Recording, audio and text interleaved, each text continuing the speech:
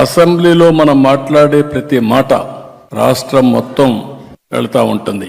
మొన్నటి వరకు మీరు చూస్తే అసెంబ్లీ ప్రొసీడింగ్స్ వస్తే టీవీ కట్ చేసేవాళ్ళు బూతులు వినలేక. ఈ రోజు నేను గర్వంగా చెప్పగలుగుతున్నా, ఆ రోజు గౌరవ సభగా ఉండే అసెంబ్లీ ఈ రోజు గౌరవ సభగా తయారైంది.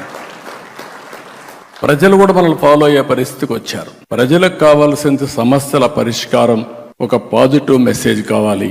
బూతులు తిట్టిన వాడికి ఆనందం కానీ ప్రజలకు కాదని చెప్పి కూడా నేను మీకు తెలియజేస్తున్నా. నిన్న మీరు చేశారు స్పోర్ట్స్ 3 రోజులు. మీరు ఇక్కడ స్పోర్ట్స్ ఆడిన విధానం మీరు చూస్తే రాంప్రసాద్ రెడ్డి గాని స్పోర్ట్స్ డిపార్ట్మెంట్ గాని ఇంక ప్రమోషనే అవసరంలా. ప్రతి ఒక్క ఎమ్మెల్యే ఈ విధంగా ఆడుతున్నాడు అని అనుకుంటే మనలో అభిమానించే ప్రజలు కూడా స్పోర్ట్స్ లో భాగస్వాములు అవుతారు. ప్రతి ఒక్కరు కూడా గుర్తుపెట్టుకోవాల్సిన అవసరం ఉంది. లైఫ్ లాంగ్ స్పోర్ట్స్ అనేది జీవితంలో ఒక మేజర్ కార్యక్రమంగా ఉండాలి. ఎప్పుడూ చూడనటువంటి బ్రహ్మాండమైనటువంటి కల్చరల్ ప్రోగ్రామ్స్ దగ్గర నుంచి, స్పోర్ట్స్ ప్రోగ్రామ్స్ దగ్గర నుంచి అసెంబ్లీ కూడా నేను చూశాను. ఎవరు పోటీ పడి మాట్లాడారు, సబ్జెక్ట్ పర్ఫెక్ట్ గా చేశారు. ఒక మీనింగ్ఫుల్ అసెంబ్లీ జరిగింది. దానికి నేను గర్వపడుతున్నానని చెప్పి కూడా నేను మీకు తెలియజేస్తున్నా.